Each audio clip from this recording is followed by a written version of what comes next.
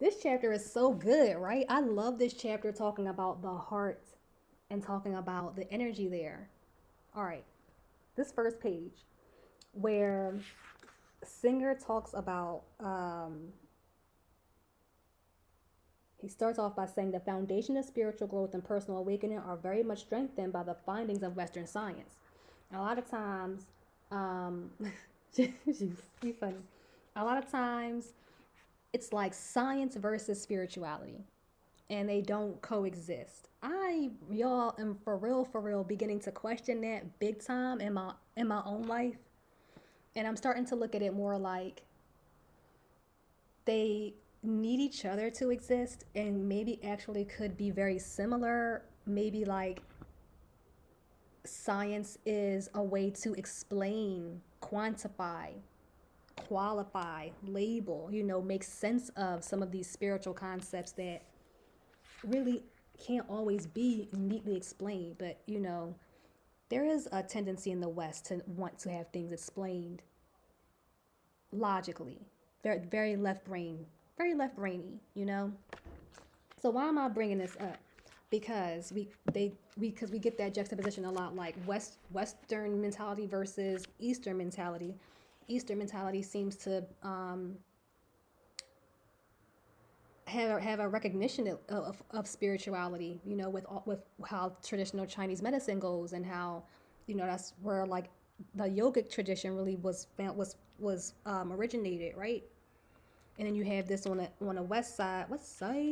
On the west side, how it's like, yeah, but the West is all different, like very much like practical by the book. We do like allopathic medicine, like it's very much like machines, chemicals. It's not science. It's not spirituality. So here's what I'm saying. What I'm saying is that there is no such thing as a 180-degree circle. You know what I'm saying? Like it's a I was born underwater. Well, what, y'all? With $3 and 6 dimes. So it's 360. You get what I'm saying? So the East and the West make the 360.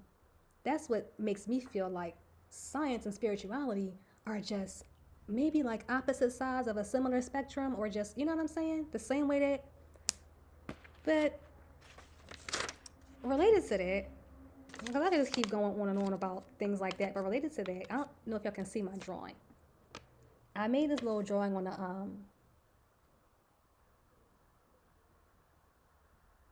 I'm trying to get it centered. I made this drawing on my little post-it note. I don't know if y'all can see it. I should probably figure out a way to create this as a slide, because it's like probably dark. But all right, so look. Singer says that he talks about science has shown us how an underlying energy field forms into atoms, which then bind together into molecules and ultimately manifest into the entire physical universe. The same is true inside of us. All that goes on inside has a foundation in an underlying energy field. It's the movements in this field that create our mental and emotional patterns, as well as our inner drives, urges, and instinctual reactions. All right. I don't know how to do that. No, Juice, I can't do that right now.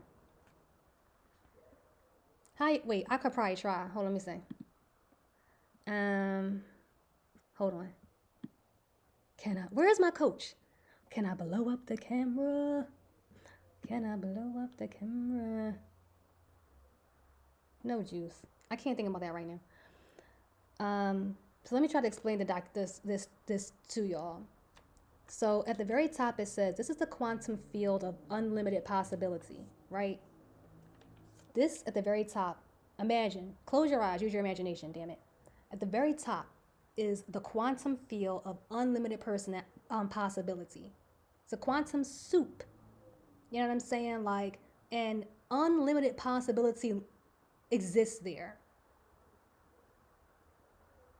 Just vibrating, you know what I'm saying? Just like existing. And then underneath of that is the unmanifest reality. This hasn't happened yet. All right? We can't get past to this field of unlimited possibility because we have a filter in between. We have a filter in between the unmanifest reality and our own stories. This filter right here, that's our own story. So your own stories that's telling you like, oh, because you're from here, you can only do this, right? Or because you are this height, you can only do that. That is going to prevent you from accessing ideas, right? From the quantum field of unlimited possibility because you get stuck on a limitation. Juice, if I send this to you, would you be able to help me create this into like a better slide that I can like, because I see how it's very like not easy to see. But if could I share this with you and you help me create this into like a graphic? Because I need to, you know what I'm saying? I know you feel me. So that this is what ends up being our reality. Whatever we are pulling down from that quantum field, but whatever you're pulling down from that quantum field is going to be I don't want to say like corrupted, but it's gonna be tainted if you have stories in your filter that um, are not aligned with who you actually are. The who are you? You know what I'm saying? Like the consciousness. You get what I'm saying? So this is what he's saying when he's saying like the foundations of spiritual growth are strengthened by finding the Western science. Y'all told us all this, but then this is how it works spiritually. So how is it different? So that was just a question I had. I don't even know if it's a like. It's not. It's a question. Like how is it different? I don't think it's different, but I'm interested in your thoughts about how it is the same or different. More here, and we're going to get into our discussion over here as well. This was interesting. Even if you don't know you have energy sensors, you've been closing them since kindergarten. And we talked a little bit about our the 7 main chakras briefly a few streams ago. And we can get more into that because I feel like it's something that we should have a prerequisite like knowledge about if we're going to continue engaging in this work together. We should all have basic awareness of the 7 main chakras from root to crown. I'm not getting into that right now because what I'm about to say is not as important. You don't have to know, the details to get this part. Even if you don't know you have energy sensors, you've been closing them since kindergarten. Yes, but even with that, all of the energy centers are not fully formed by that stage anyway. That's also important to realize that developmentally, we are developing not just in the physical sense with our bodies. Babies, they gain weight, they grow longer, and that longness turns into, height, they get taller, right? We grow socially, we grow cognitively, we begin to learn how to speak and listen and respond, right? We grow emotionally. We should be guided and nurtured to build healthy attachments, right? A lot of what I'm speaking about is very familiar because, doctors speak about this. There's a growth chart. We speak about this when we're getting children into school in their early years. But what we don't talk enough about is our energetic development. Energetic development is so important because we don't grow out of things because we grow up. You know how it's like, oh yeah, he's just a baby, he's gonna grow out of that. No, the hell he's not gonna grow out of it. He's gonna grow into that because whatever he's not able to process stays with him. The body keeps the score of all things. And the younger we are, it's easier for us to suppress things because we have to adapt quickly and learn how to be able to survive and move in the world. Remember, y'all, I don't know if I talked about this before, but remember, before left brain function comes online that allows us to think with words and language and understand that, we are still processing and understanding life through the emotion, the energy that we feel in our bodies. That's why this work is so important, because a lot of shit happened to us or around us or with us or we experienced before we had the language skills to think about them with language and process them with language. We were only processing emotionally. All right. So that's just a note about us closing down our center since kindergarten. And I want to bring that note up, especially when we think about having our younger children. And it is necessary for younger children to be in the presence of the adult that they are attuned with, that parent that they had that connection with. They need that emotional sustenance. They need that emotional sustenance. Another note about the chakras, if I want to, thank you. So we're talking about the energy centers, remember, and starting from the bottom, just the 7 main ones. Yes, there are more. I'm talking about the 7 main ones. Starting at the base of the spine, there's the root. Then on top of that, or going up, there's the sacral, and then right above that is the solar plexus. Then there's the heart, throat, third eye, crown.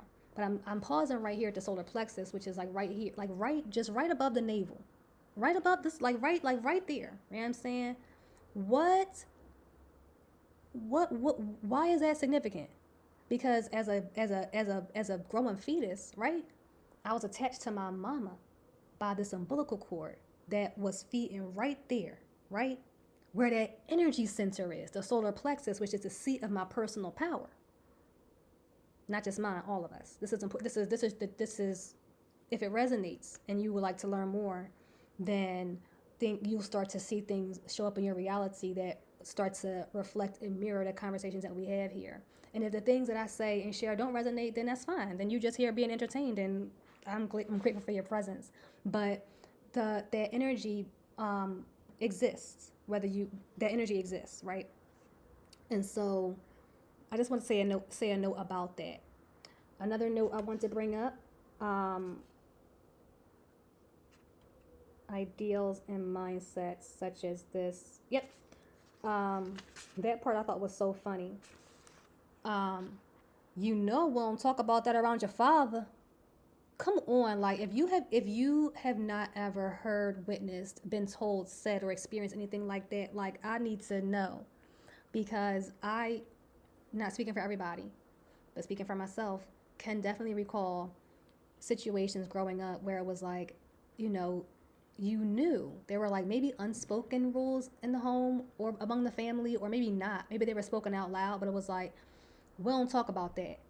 Or when that person's around, we don't bring up that subject, and there's a lot of normal, right, ways that we are that reinforce this. We reinforce this as a normal way of being. But remember, in the other big ass book I'm reading that I promised y'all I'm not going to read on stream because that's a lot of pages, unless y'all want me to, and then I'll do it. But nah, real shit though. The book is called The Myth of Normal. And the whole premise of that is that normal, how we have come to understand the term now, is it really just means like widely accepted, commonplace. This is what people do, it's expected. But things that are normal aren't always just right, healthy, or best for us. So the myth of normal. And again, we sometimes, those things are reinforced in pop culture. I know, and from a young age with younger targets. What's the movie? And then in that movie there is this really popular song, "We don't talk about Bruno, no," right? And so we're reinforcing that. I saw it in a cartoon when I was younger. There's a song that now lives in me. They know that music has the power to reprogram the cells. So now my consciousness is being drawn in with the music and the colors and the lights and the dance, reinforcing that it's okay that we don't talk about certain stuff, because it's protecting Dad's feelings. It's protecting my mom. But we need to, my mom and Papa, they need to man up a little bit. Not trying to use gendered terms, but we need to grow up. Like real shit. Like this shit is childish. So something else I wanted to bring up, family, was internal family systems. This was from page 62, where Singer was asking us to start by seeing the tendency to protect and defend ourselves, and to notice, he said, like there can't be two parts that exist, so you have to get rid of the part that's scared. There can't be a part that is like there and then a part that's being protected. You just have to like get rid of that part. So what I was that reminded me of this. I'm gonna type it in the chat. It's called but I would have to have a cursor to type internal family systems. I haven't IFS for short, and the guy who started this is Richard C. Schwartz. Schwartz. That's Schwartz. And IFS, or internal family systems, is basically like there's a core part of you. That's you, your pure consciousness. You know what I mean? We've been talking about that the whole time. Like, who are you? So that's you. You're at your core. But then things happen to us from the time we were teeny tiny that was like a blow to the integrity of our core, and basically started to make us feel unsafe to live at that place that is our core. Whether we were too sensitive or too jolly or too whatever. You know what I'm saying? Speaking for myself, all this shit I'm talking about, I'm speaking for me. So, because I did go through that a lot in life. I'm highly sensitive. I'm highly sensitive. And growing up in West Philly in the hood, a lot of people don't have time for that. You know what I'm saying? And it looks weak. All right. So other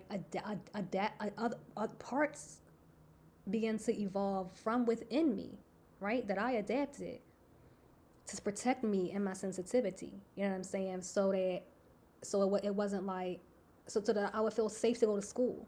So I would feel safe to go over my cousin's house. So I would feel safe to, be out in the world and be with people, and not feel like, I couldn't be me. So I would put this protective part over my sensitivity, like a cloak or a shield, and not allow that part to be shown. And that protective part is probably like, more like stereotypically what you might have assumed that a Philly John, a John from Philly is like, you know what I mean? Kind of harsh, kind of masculine, you know what I'm saying? Kind of like Broad Street bully type shit. Like, I'll fuck you up. You know what I'm saying? Like, maybe I can jump into that energy, but like, that's not me on some real shit. Like, that's not who I am. Now, if I need to jump in there if I need to, well, yeah, the fuck, I'm gonna defend myself if I'm in a physical danger. But like most things, it's not that. There's nothing wrong with me being sensitive, but protective parts did start to come up to help me be able to navigate being sensitive around people who either aren't as sensitive or are also as uncomfortable. So that's the thing about IFS, or internal family systems. That's what that means. Your internal family system is like all of the parts within you working together to help manage and allow you to navigate the day to day. So I noticed sometimes, as once I became aware of this, I began to notice when the protective parts would come up. I'll tell y'all a story. All right, so I have a friend that I like, and when we're close, and one time I saw something that I thought was crazy. Like, I saw some Jones doing some wild stuff, and I was like, oh my gosh, like, I gotta show him this. I think this shit is crazy. So I sent it. I sent him like the link or whatever, and I was like, yo, check this shit out or whatever. And right as I was about to do this, a little voice popped up and said, why you going to sit him there with them girls with them big ass titties all and big asses or whatever? He going to think that shit is sexy. You don't have no big ass like that. What's wrong with you? Protective part coming up. And I had to check in and say, well, I don't really feel like that. Which part of me what part of me is that? And it's like, oh, that's the part of you that was wounded as a youngster, as a teenager, developing because you weren't voluptuous and you didn't feel sexy or desirable growing up as a young adult because you ain't have big tits and ass. And so you felt like you had to compensate in different ways. So this part right now is coming up to protect you and say, hey, before you show him other women who have more titty than you, you should fall back from that because he gonna want them before you. And I had to say, ho. Nah, sis, we ain't there no more. So I had to tell that part, it's okay, baby. Thank you for doing what you could do to protect me up until this time, but I don't need that protection no more. We're safe here. we're safe in this situation. I know I can show this information. I can show this link. I can show these Johns shaking that ass, and he ain't gonna worry about that. He gonna be like, baby, come here. What's up? What we doing? You know what I'm saying? And I said, okay, okay. So that's just an example of taking that protective part and saying, you did your thing for so long, and I appreciate what you did to me, but you had my permission now to step back 5%. And usually when I say step back 5%, it may come back, but not as strong. And then I don't have to keep asking it to step back because that part knows she no longer needs us. And it can go away and be released with love. Thank y'all for listening to that. That was a very vulnerable moment. Let's see. How can one? I do have a question. I did bring this up in my own notes because I keep talking about how the more connected you are with your own body, no doubt, Clarabug. Thank you for listening. I continue to say that the more you are connected within your own body, the more accessible the information in this text may be. So I did write this question: how can one connect with the energy enough to notice it if they don't also feel connected to or with their own bodies? So I want to continue to lift that up and acknowledge that if as we're reading this together, if what we're saying kind of feels weird or doesn't make any sense, or you're just like, I don't get it, I just don't feel nothing. If that's right, that's right for you. You know what I'm saying? And that's okay. There may be other things to do before we can access this level of exploring our consciousness. That's all. There are just levels to it. Y'all saw me as we were writing. I would stop and get my pencil and jot a note down because other things were coming up. So here on this page, this is why thoughts and emotions get stronger the more attention you give them. Let's say you feel a little jealousy or a little fear. If you focus on it, it grows in importance and demands more of your attention. Then, because your attention feeds it, yada yada, it becomes infused with even more energy and draws more attention. The word I wrote was pay. And the language that we use is so important because the language that we use kind of has us bound up into like different ways, or not different, but certain ways of being or behaving or acting all the time. So it's like when I pay money for goods that I need, but I also pay attention. Why would we use that same phrase? Why would paying for goods and services be the same type of terminology I use to also describe where I focus my energy, my consciousness, or attention? That's very important. What we choose to pay our attention to, what we choose to invest our energy in, is what we're going to consistently be receiving back to us. That's so important. That is so important. So that's why I wrote that down as I was reading today. And any more notes in here? Yes, this is important. The office example about he took my pencil. I've been there because I would get so like caught up on like, I need to use this blue pen. Like, this is the only blue pen I can use when I'm in the office. And I get that, you know what I'm saying? But I wrote, we tend to fight and clamor for power immediately because we are already feel so defensive and mistrusting. We're already on the tip side of the spectrum, approaching life that it's out to get me, approaching my coworkers that we're really in competition. We work on the same team, but for real, we're in competition because they probably want my job, So immediately I'm going to go rush to be on a defensive position when I notice that my pencil is missing, instead of being like, literally, girl, it's a number 2 pencil. There's a closet full of them down the hall. You can go get a whole box if you want to,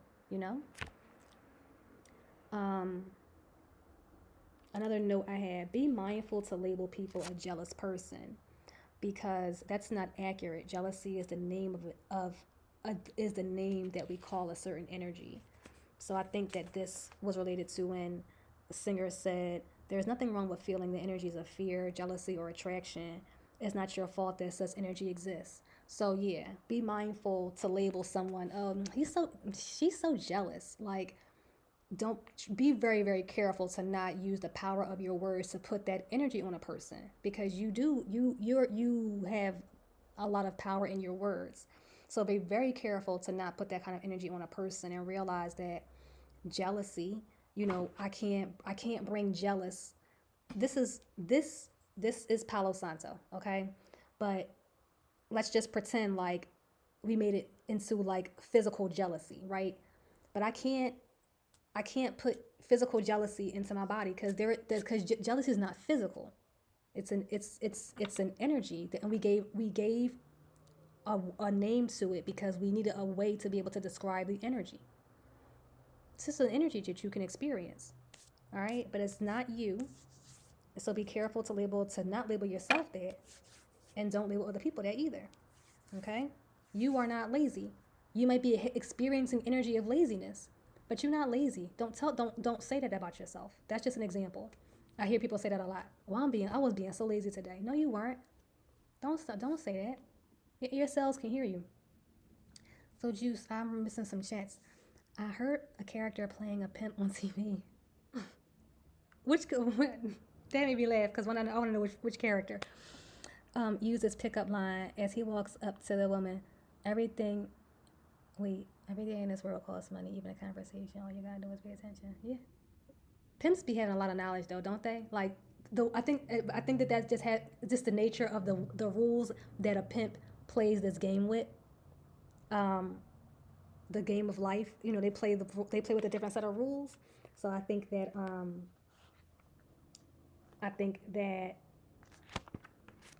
that has a lot to do with why they have that wisdom, because they see a different side of life based on the rules, the game that they play. So, what did you say? It was a long time ago, but the line stuck in my head. Those things stick in your head for a reason. Now, now remember, we talked about this. We get inspired by the line, and we're like, oh shoot, that's a dope ass line. But what does that line make you think and feel about? That line stuck in your head, and it came back around to you just now in this conversation.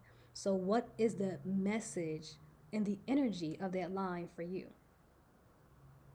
All right. What do we have here? So just quickly reviewing, these are the key points from our discussion, from our reading today.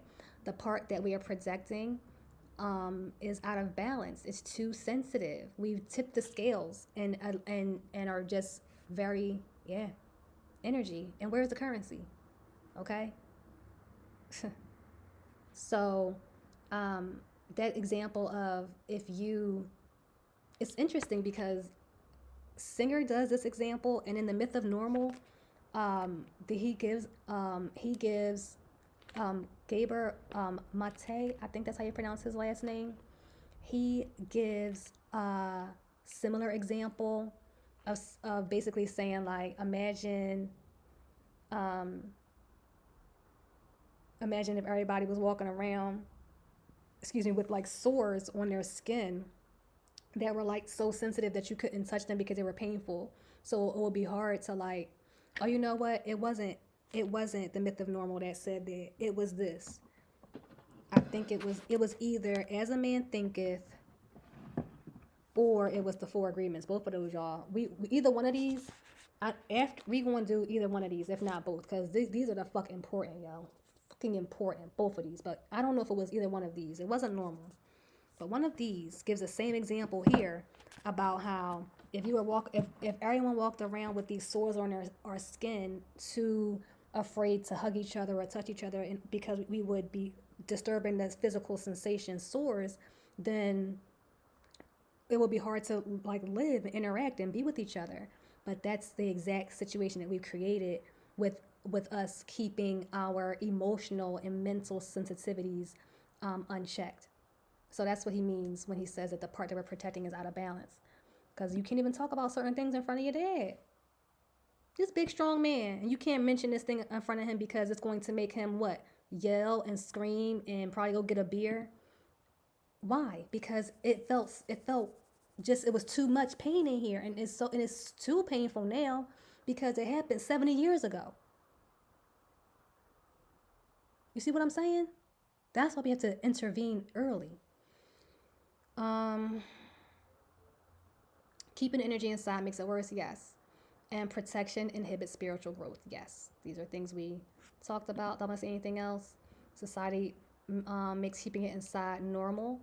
Remember, this is important too because whatever has been happening to us physically, whatever begins to happen to us physically, rather, has already been happening to us mentally, spiritually, and emotionally. That's the energy patterns getting blocked. Not in every case, but in many cases, when we end up with chronic physical dis-ease on a physical level, it's because we have not checked in with those physical, mental, and spiritual energies that we no longer need. Okay. Let's see, where are we going from here? Spiritual growth is about the point when you notice that your energy is shifting inside. This is City is working on this actively. I am literally in the process of this fun. Like when Singer says treat it as a game, once you can get over like, oh shoot, it hurts, you can kind of make it a game. And literally, when you feel that your energy is shifting inside and you're about to turn up or like start to curse someone the F out, just don't. Like literally just stop and like don't do it. I know for me, I know that when I can take it there and really shift the energy of a conversation or even between me and a person. And if I love you, I shouldn't do that. I just shouldn't. So instead of me being so defensive and feeling like I need to make you pay for thinking that you was going to disrespect me, like why do I feel like people's out here trying to disrespect me? Like they're probably not. They're just like living their own reality, doing what the fuck they do.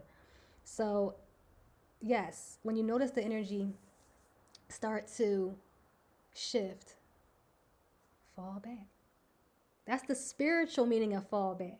All right, what you, man, I gotta fall back from that. Remember we used to say that back in the, I don't, when was that? Falling back was probably popular in like the late 90s, early 2000s.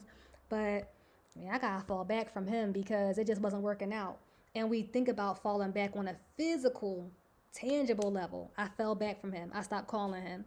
I stopped answering his texts. He asked me to come over. I stopped going over there. I stopped cooking for him. All these different things I fell back. But for real, what you need to do is fall back on the energy. I called him. He didn't answer the phone. I know he on bullshit, and I'm starting to feel this energy well up in my chest. But instead of feeling that, I'm gonna fall back from that. You know, like that is the spiritual meaning of that. And an imbalanced consciousness will focus on disturbance, and the centered consciousness is just going to keep you balanced. Equanimity. I do an equanimity meditation every rising. And it is really helpful for someone like me, especially with my sensitivity, because I feel like I need to help everyone. And I feel like I feel like I didn't do enough. And that's why someone is still in the situation that they're in, or sad or upset or whatever. But you gotta let that shit go. We all have our own internal world that we're all in charge of. We're all the god or goddess of a whole internal thing going on. You gotta focus on that. You know what I'm saying? And so now that I've realized that, it helps me to release any kind of feelings of guilt or attachment that I would have had to other people's pain or happiness. Where are we going from here? I'm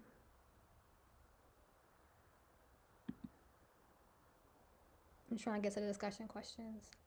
Here we go. So those are our discussion questions, family. What is coming up for you?